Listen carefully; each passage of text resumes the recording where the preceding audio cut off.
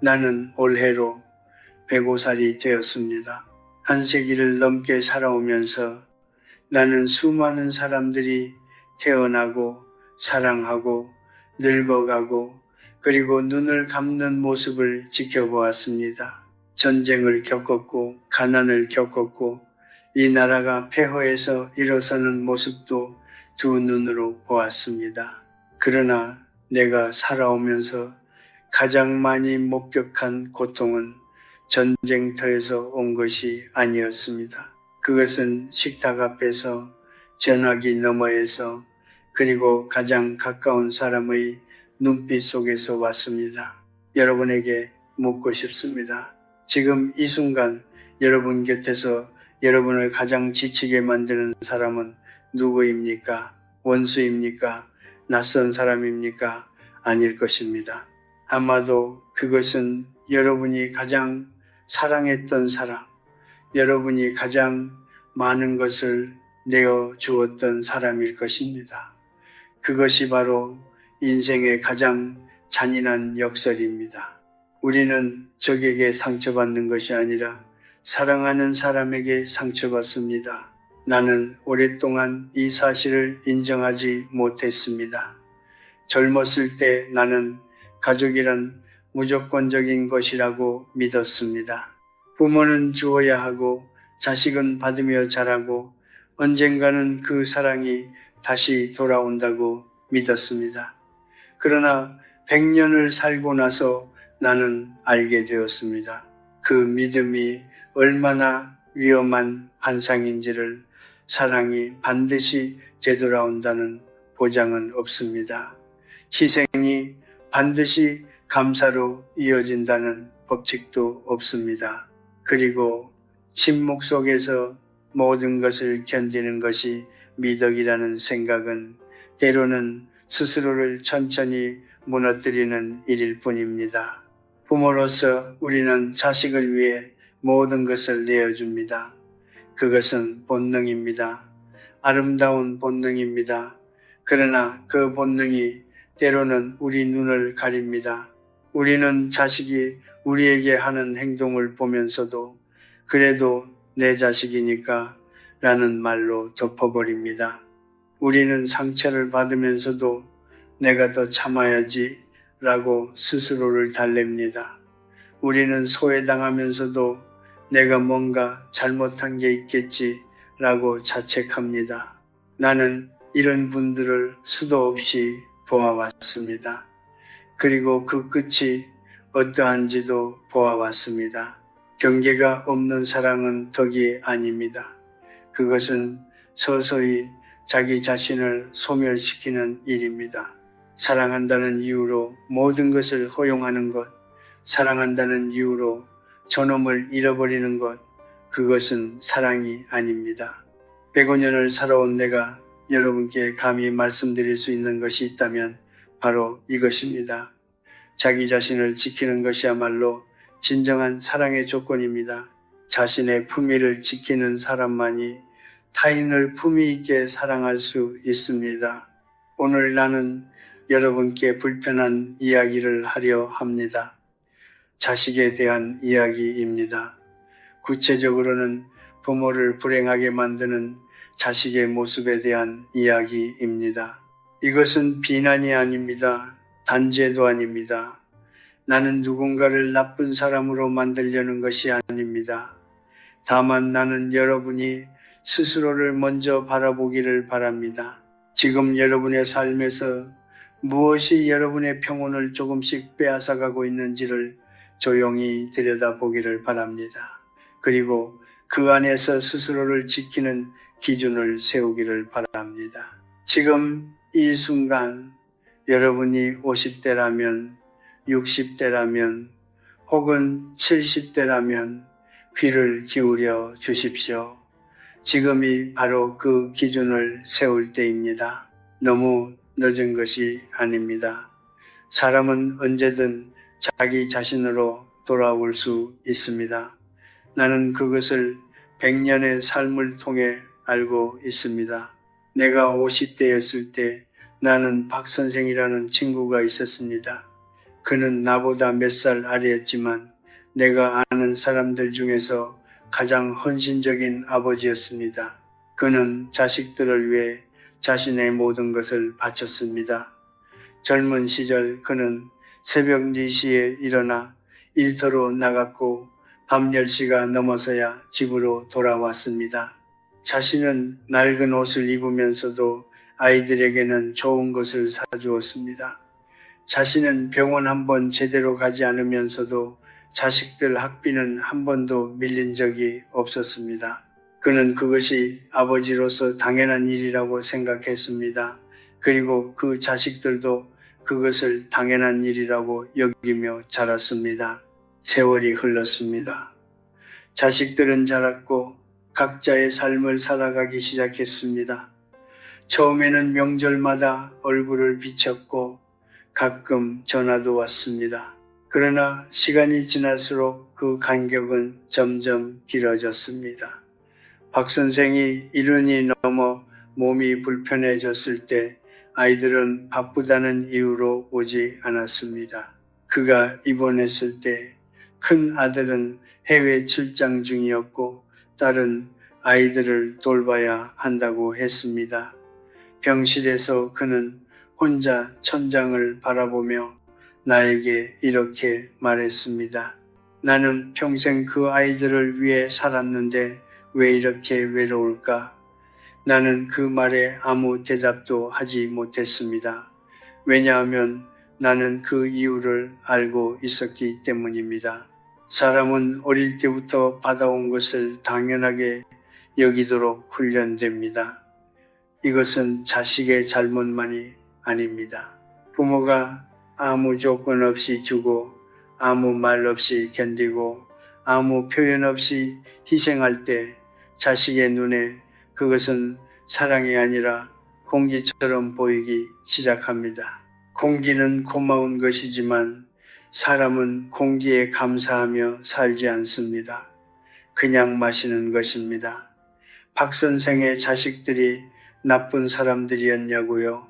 그렇지 않습니다. 그들은 그저 한 번도 배운 적이 없었던 것입니다. 부모의 희생이 얼마나 무거운 것인지를 그렇다면 여러분께 묻겠습니다.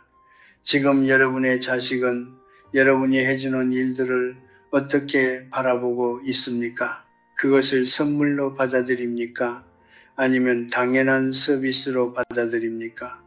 여러분이 아프다고 했을 때 그 자식은 걱정하며 달려옵니까?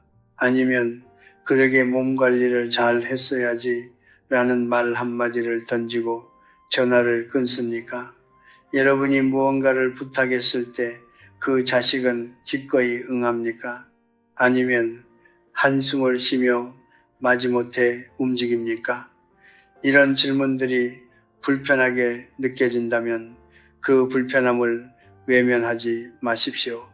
그 불편함이 바로 진실입니다. 나는 이것이 관계의 근본적인 구조 문제라고 생각합니다. 희생을 당연하게 여기는 자식과의 관계는 시간이 갈수록 부모를 소모시킵니다.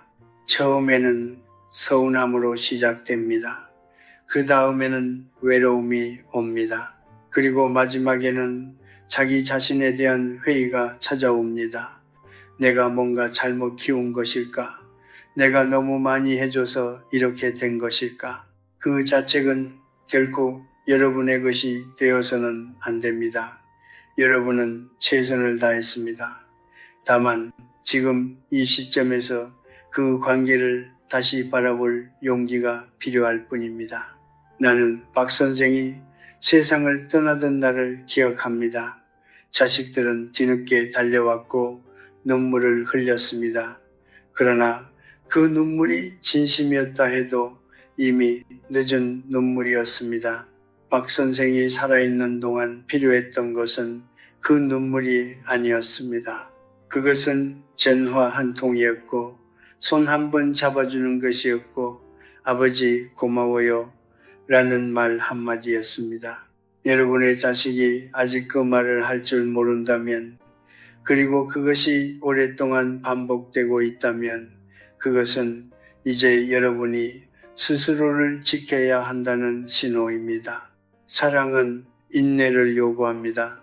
그러나 사랑은 자기 파괴를 요구하지 않습니다. 희생을 당연하게 여기는 관계 안에서 계속 머문다면 여러분이 잃는 것은 단순히 시간이나 돈이 아닙니다. 여러분이 잃는 것은 여러분 자신입니다.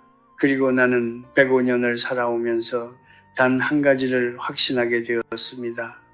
자기 자신을 잃은 사람은 결코 행복해질 수 없습니다. 그 무엇을 얻는다 해도 내가 아는 한 어머니는 평생 모은 돈을 아들에게 주었습니다. 집을 사야 한다고 했을 때 주었고, 사업이 어렵다고 했을 때 또 주었고, 아이들 학원비가 부족하다고 했을 때도 주었습니다. 그 어머니는 줄 때마다 행복했습니다. 자식에게 도움이 된다는 것이 기뻤고, 자신이 아직 쓸모있다는 것이 위안이 되었습니다. 그러나 몇 년이 지난 뒤 그 어머니가 무릎 수술을 받아야 할 상황이 되었을 때 아들은 이렇게 말했습니다.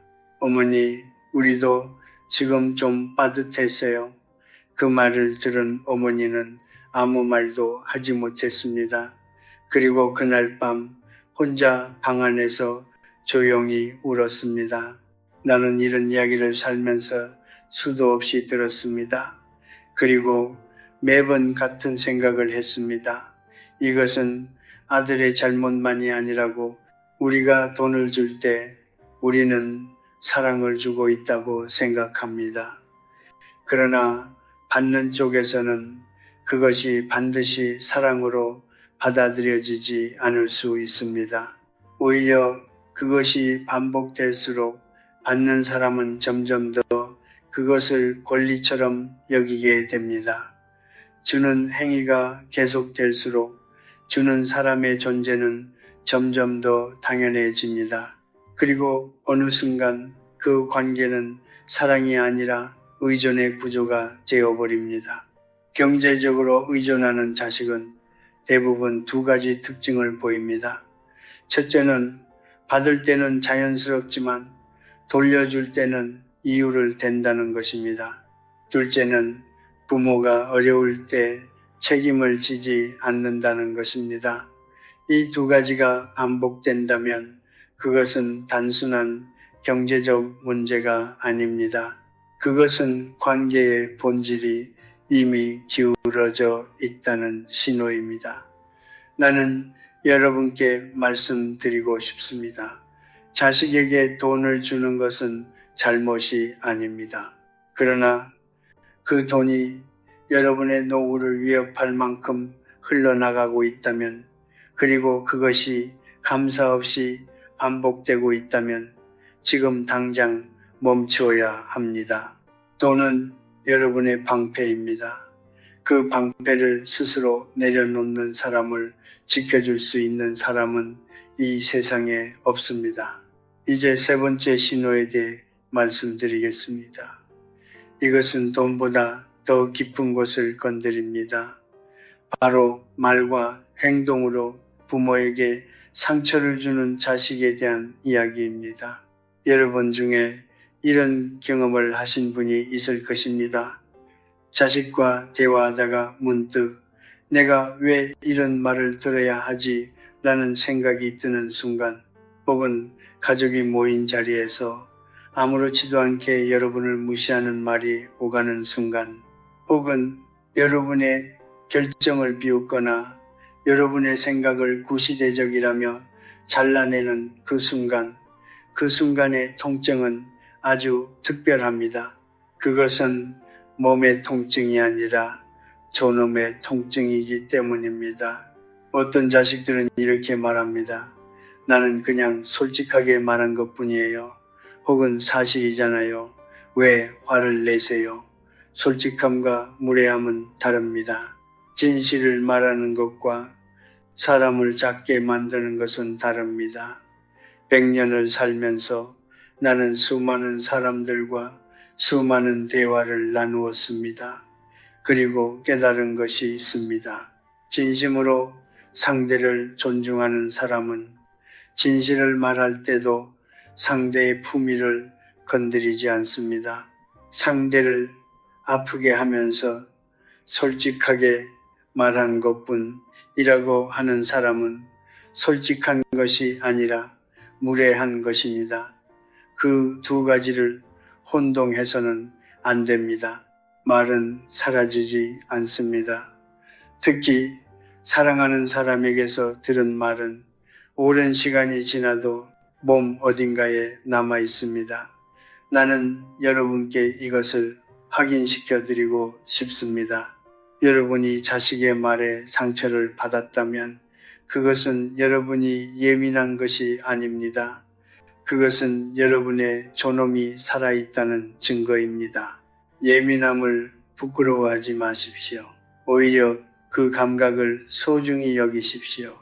그것이 바로 여러분이 아직 스스로를 지키고 있다는 신호입니다. 돈을 주면서 감사를 받지 못하는 것과 말로 상처를 받는 것, 이 두 가지는 서로 다른 형태처럼 보이지만 그 뿌리는 같습니다. 부모를 한 명의 독립된 인간으로 보지 않는 것, 부모를 자신의 필요를 채워주는 존재 혹은 자신의 감정을 받아내야 하는 존재로 여기는 것, 그 인식이 바뀌지 않는 한 관계는 반복됩니다. 그리고 그 반복 속에서 상처받는 것은 언제나 부모입니다. 나는 그 반복을 끊는 것이 냉정함이 아니라고 말씀드리고 싶습니다. 그것은 자기 자신을 향한 가장 깊은 친절입니다. 여러분이 참아온 것이 있다면 그것은 여러분의 강함 때문이 아닙니다. 사랑하기 때문입니다. 그러나 사랑은 여러분에게 모욕을 견디라고 요구하지 않습니다. 사랑은 여러분에게 스스로를 지우라고 요구하지 않습니다. 105년을 살아온 내가 가장 안타깝게 바라보았던 것은 평생을 주고도 상처받으며 살다가 끝내 스스로를 탓하며 눈을 감는 사람들이었습니다. 여러분은 그런 마지막을 맞이해서는 안 됩니다. 사람은 본능적으로 자신에게 이익이 되는 방향으로 움직입니다. 이것은 나쁜 것이 아닙니다. 그것은 인간의 본성입니다. 나는 오랜 세월 동안 철학을 가르치면서 수많은 학생들에게 이 이야기를 했습니다. 사람을 이해하고 싶다면 그 사람의 말을 듣지 말고 그 사람의 행동 패턴을 보라고. 사람은 자신이 원하는 것이 있을 때 움직이고 필요가 사라지면 멀어집니다. 이것은 냉소가 아닙니다. 이것은 100년을 살아온 사람이 수천 번의 관계를 통해 확인한 사실입니다. 내가 여든이 넘었을 무렵 나는 한 가지 패턴을 알아차리기 시작했습니다. 어떤 사람들은 내게 연락을 할 때 반드시 이유가 있었습니다. 부탁이 있을 때 전화가 왔고, 문제가 생겼을 때 찾아왔고, 도움이 필요할 때 다정해졌습니다. 그러나 그 일이 해결되고 나면 연락은 다시 끊겼습니다. 처음에는 그저 바쁜 것이라고 생각했습니다. 두 번째에는 어쩔 수 없는 상황이 있겠거니 했습니다. 그러나 3번, 4번, 5번이 반복되었을 때 나는 더 이상 그것을 우연이라고 부를 수 없었습니다. 그것은 관계의 구조였습니다. 자식 중에도 이런 패턴을 보이는 경우가 있습니다. 평소에는 연락이 없습니다. 명절에도 바쁘다고 합니다. 그러나 돈이 필요할 때는 목소리가 부드러워집니다. 도움이 필요할 때는 갑자기 살가워집니다. 무언가를 원할 때는 어릴 때처럼 다가옵니다. 그리고 그것을 얻고 나면 다시 조용해집니다. 여러분은 이런 경험을 해본 적이 있습니까? 자식의 전화를 받을 때 설레기보다 먼저 이번엔 또 무슨 일이지? 라는 생각이 드신 적이 있습니까? 그 느낌을 외면하지 마십시오. 그것은 여러분의 몸이 오랜 시간 동안 그 패턴을 학습해온 결과입니다. 나는 이것을 도구적 관계라고 부릅니다. 상대를 한 명의 인간으로 대하는 것이 아니라 자신의 목적을 위한 수단으로 대하는 관계. 이런 관계에서 부모는 은행이 되기도 하고 가사 도우미가 되기도 하고 손자를 돌봐주는 무료 보육사가 되기도 합니다. 물론 손자를 돌보는 일이 나쁜 것은 아닙니다. 가족을 돕는 것이 잘못된 것도 아닙니다. 그러나 그것이 선택이 아니라 당연한 의무처럼 주어질 때, 그리고 거절하면 관계가 싸늘해질 때, 그것은 이미 도구적 관계의 신호입니다. 내가 50대에 가르쳤던 한 학생이 있었습니다. 총명하고 예의 바른 학생이었습니다. 수십 년이 흘러 그가 70이 넘은 나이에 나를 찾아왔을 때 나는 그의 눈빛이 많이 지쳐 있다는 것을 느꼈습니다. 그는 말했습니다. 자식들이 자신을 찾는 것은 언제나 무언가가 필요할 때뿐이라고, 그냥 안부 전화 한 통을 받아본 것이 언제인지 기억도 나지 않는다고 나는 그에게 물었습니다. 그래서 지금 어떻게 하고 계십니까? 그는 잠시 침묵하다가 이렇게 말했습니다. 그냥 줍니다. 안 주면 더 힘드니까요. 나는 그 말이 오랫동안 마음에 걸렸습니다. 그것은 사랑이 아니었습니다. 그것은 갈등을 피하기 위한 항복이었습니다. 여러분께 한 가지 여쭤보겠습니다. 지금 여러분의 자식이 여러분에게 연락하는 것은 무엇 때문입니까? 도움이 필요해서입니까? 아니면 그냥 보고 싶어서입니까? 여러분이 아무것도 해줄 수 없는 상황이 된다면 그 자식은 여전히 여러분 곁에 있을 것 같습니까? 이 질문이 잔인하게 느껴진다면 그것은 이미 그 답을 알고 있기 때문일 것입니다. 그리고 그 답이 두렵다면 그 두려움은 정직한 것입니다. 그 정직함 위에서만 진짜 변화가 시작될 수 있습니다. 도구적 관계에서 벗어나는 방법은 관계를 끊는 것이 아닙니다.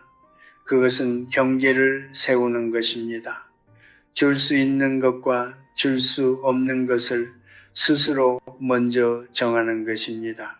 그리고 그 기준을 조용하지만 분명하게 지키는 것입니다.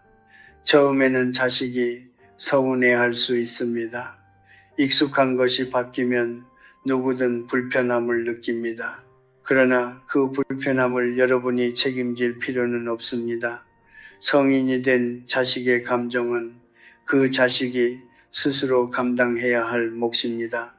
여러분의 몫은 여러분 자신의 평온을 지키는 것입니다. 사람은 감사함으로 움직이지 않습니다. 사람은 이익과 필요로 움직입니다. 이것을 인정하는 것은 비관주의가 아닙니다.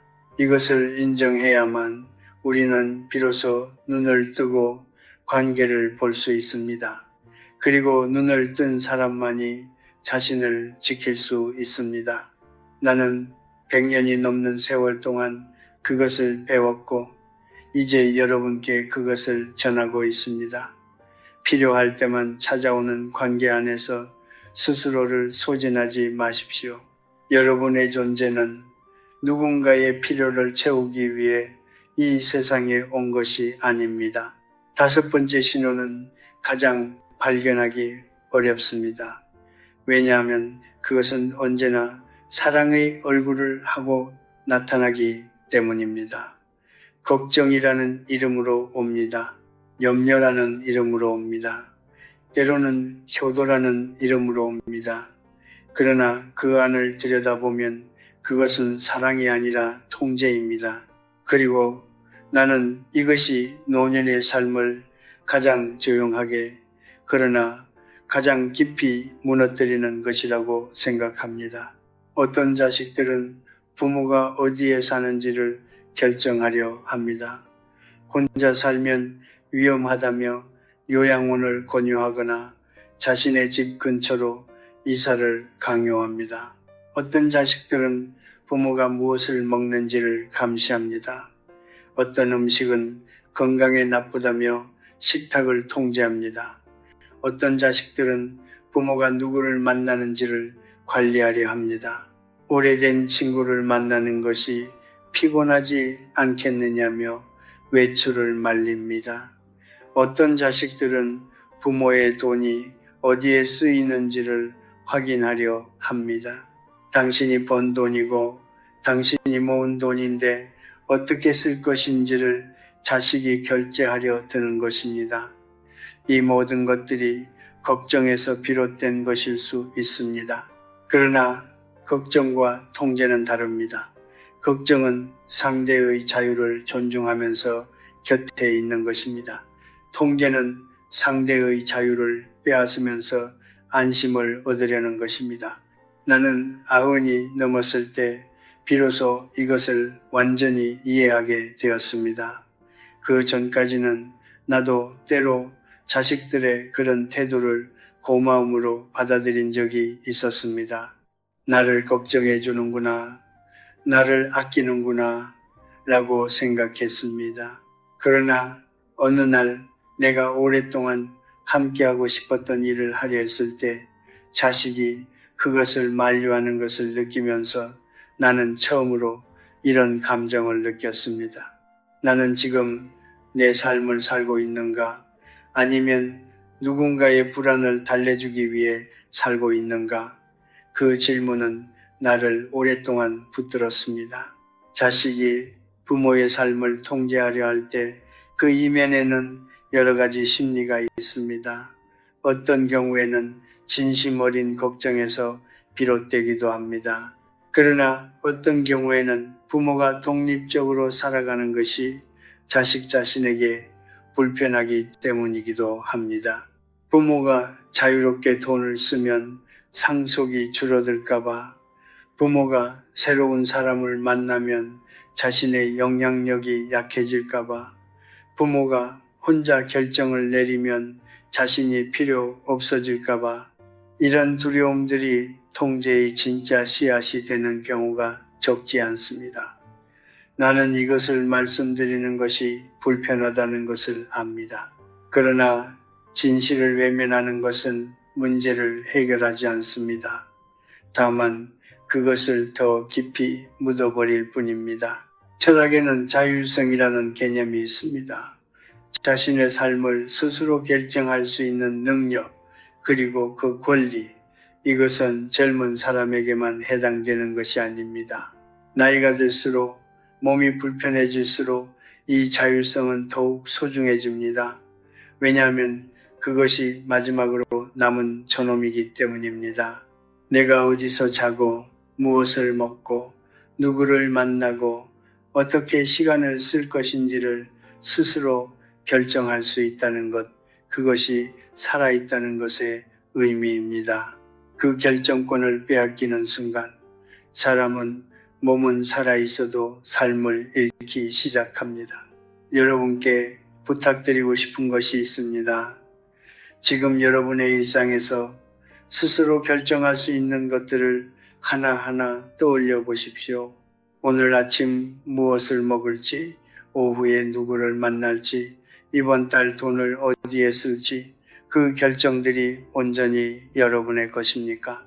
아니면 어느 순간부터 자식의 눈치를 보며 자식의 반응을 계산하며 자식이 싫어할까봐 스스로 포기하는 것들이 생겨나고 있습니까? 그 포기들이 쌓일 때 그것은 단순한 양보가 아닙니다. 그것은 자기 자신으로부터 멀어지는 일입니다. 나는 오래 살았기 때문에 많은 것을 잃어보았습니다. 친구들을 잃었고, 사랑하는 사람들을 잃었고, 젊음도 잃었습니다. 그러나 내가 가장 두려웠던 상실은 따로 있었습니다. 그것은 바로 나 자신을 잃는 것이었습니다. 내가 원하는 것을 모르게 되는 것, 내가 무엇을 좋아하는지 기억하지 못하게 되는 것, 누군가의 불안을 달래기 위해 내 하루를 채워가는 것. 그것이 가장 조용하고 가장 무서운 상실이었습니다. 돌봄과 통제는 다릅니다. 진정한 돌봄은 상대가 스스로 설 수 있도록 옆에서 지지하는 것입니다. 통제는 상대가 스스로 서지 못하도록 붙잡는 것입니다. 여러분의 자식이 여러분을 돌보고 있다고 생각한다면 스스로에게 한번 물어보십시오. 나는 지금 더 자유로워지고 있는가? 아니면 더 작아지고 있는가? 그 대답이 여러분이 알아야 할 모든 것을 말해줄 것입니다. 노년은 삶의 끝이 아닙니다. 노년은 오랜 시간 동안 쌓아온 자기 자신으로 살아갈 수 있는 시간입니다. 그 시간을 누군가의 불안을 관리하는 데 쓰지 마십시오. 그 시간을 누군가의 통제 안에서 조용히 사그라드는 데 쓰지 마십시오. 여러분은 여전히 어른입니다. 여러분은 여전히 여러분 자신의 삶의 주인입니다. 그리고 그 주인의 자리는 어떤 자식도 어떤 이유로도 빼앗아 갈 수 없습니다. 나는 105년을 살아오면서 그것만큼은 절대 양보하지 않았습니다. 그리고 그것이 내가 지금 이 나이에도 평온할 수 있는 이유라고 생각합니다. 독일의 철학자 쇼펜하우어는 고슴도치 이야기를 했습니다. 추운 겨울날 고슴도치들은 서로의 체온을 나누기 위해 가까이 모입니다. 그러나 너무 가까이 다가가면 서로의 가시에 찔립니다. 그래서 그들은 본능적으로 적당한 거리를 찾아냅니다. 너무 멀지도 너무 가깝지도 않은 그 거리, 서로를 따뜻하게 해줄 수 있으면서도 서로를 다치게 하지 않는 그 거리. 나는 이 이야기를 처음 읽었을 때 이것이 비단 고슴도치만의 이야기가 아니라는 것을 직감했습니다. 이것은 모든 인간관계의 본질입니다.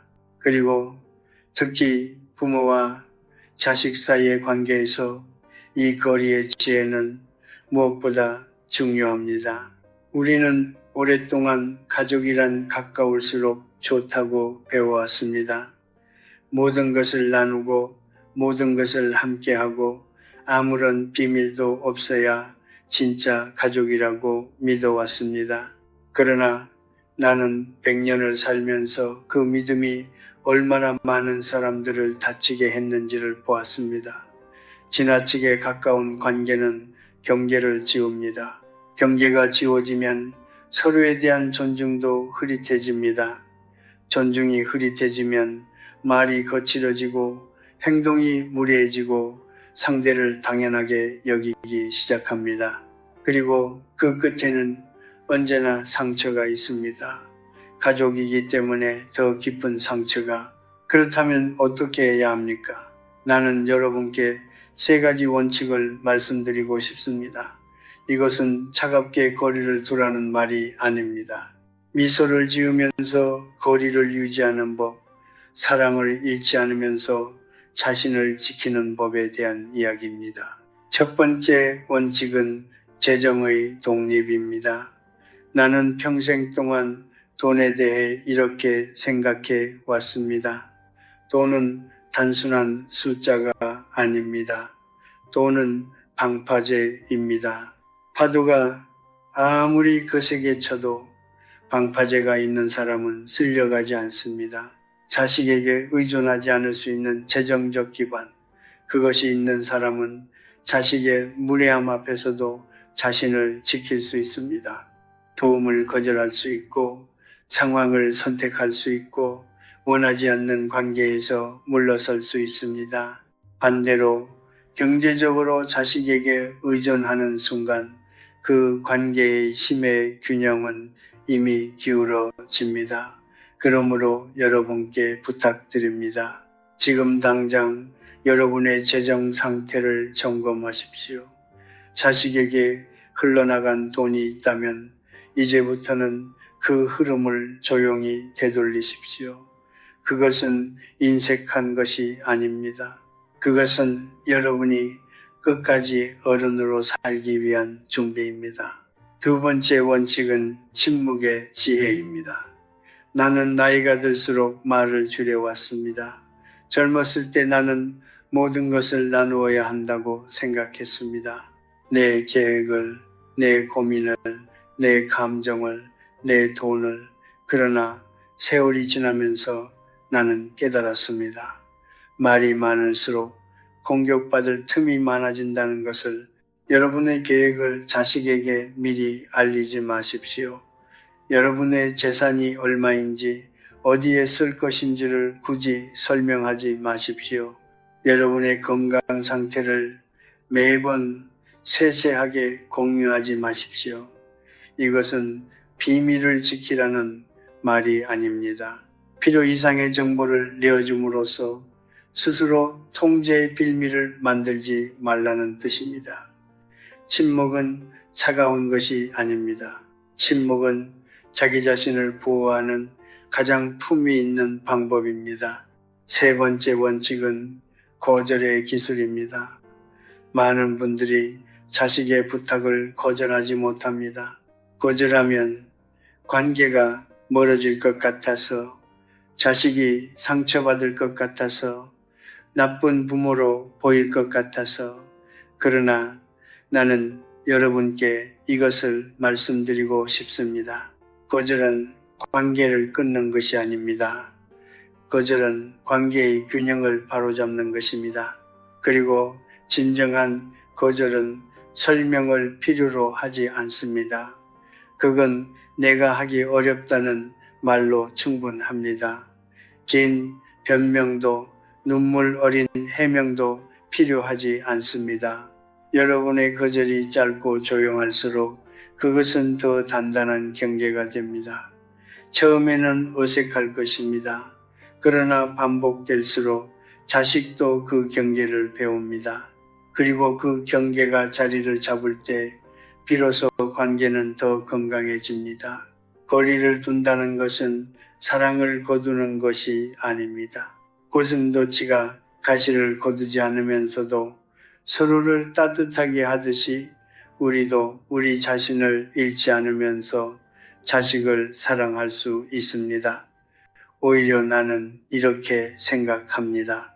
자신을 지키는 부모가 더 오래, 더 건강하게, 더 당당하게 자식 곁에 있을 수 있다고 스스로를 소진시킨 부모는 결국 자식에게도 짐이 됩니다.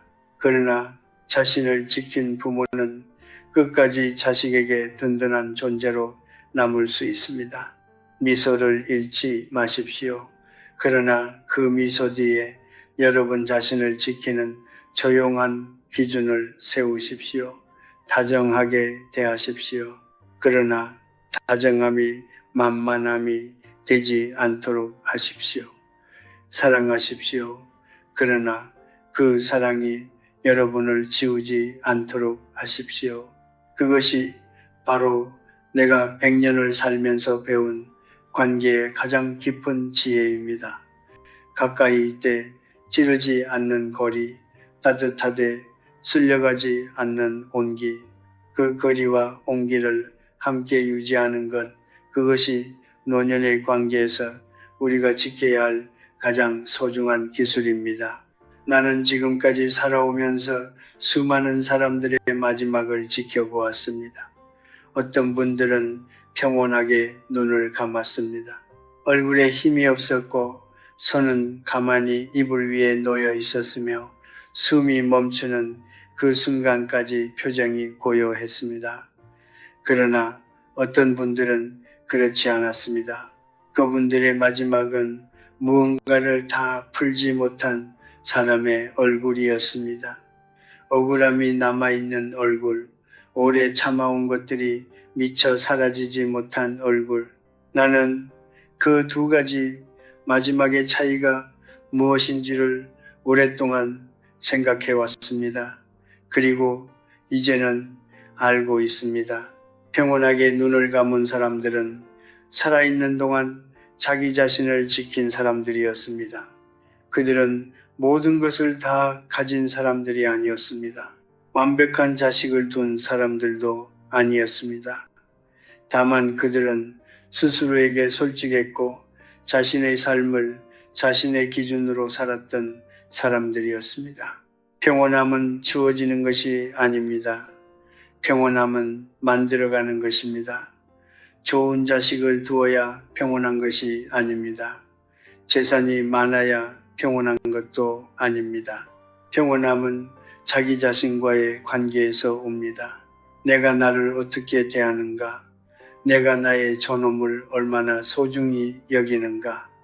내가 나의 마지막 날들을 누구의 눈치도 보지 않고 살아가고 있는가? 이 질문들에 조용히 고개를 끄덕일 수 있는 사람이 비로소 평온한 사람입니다. 오늘 나는 여러분께 불편한 이야기를 많이 드렸습니다. 희생을 당연하게 여기는 자식에 대해 경제적으로 의존하면서도 책임을 외면하는 자식에 대해 말과 행동으로 상처를 주는 자식에 대해 필요할 때만 나타나는 자식에 대해 그리고 부모의 삶을 통제하려는 자식에 대해 이야기했습니다. 이 이야기들이 여러분의 마음을 무겁게 했을 수도 있습니다. 혹은 오랫동안 외면해왔던 것들을 다시 마주하게 했을 수도 있습니다. 그러나 나는 여러분을 슬프게 하려고 이 이야기를 한 것이 아닙니다. 나는 여러분이 눈을 뜨기를 바랐습니다. 그리고 눈을 뜬 사람은 이제 선택을 할 수 있습니다. 자식을 사랑하십시오. 그러나 그 사랑이 여러분의 마지막 날들을 빼앗아가도록 내버려 두지 마십시오. 자식과 가까이 있으십시오. 그러나 그 가까움이 여러분의 존엄을 지우도록 허락하지 마십시오. 자식을 위해 무언가를 해 주십시오. 그러나 그것이 여러분의 선택일 때에만 하십시오. 두려움에서 비롯된 것이 아니라 진심에서 비롯된 것일 때에만 하십시오. 그것이 진정한 사랑입니다. 그리고 그것이 여러분이 마지막까지 품위 있게 살아갈 수 있는 방법입니다. 나는 지금 이 순간에도 매일 아침 같은 시간에 일어납니다. 창문을 열고 바깥의 공기를 마시고 오늘 하루를 어떻게 살 것인지를 조용히 생각합니다. 105살의 아침은 25살의 아침과 다르지 않습니다. 하루가 주어졌다는 것, 그것 하나만으로도 충분합니다. 나는 더 이상 누군가에게 인정받으려 하지 않습니다. 누군가의 기대에 맞추려 하지 않습니다. 누군가의 불안을 달래기 위해 내 하루를 쓰지 않습니다.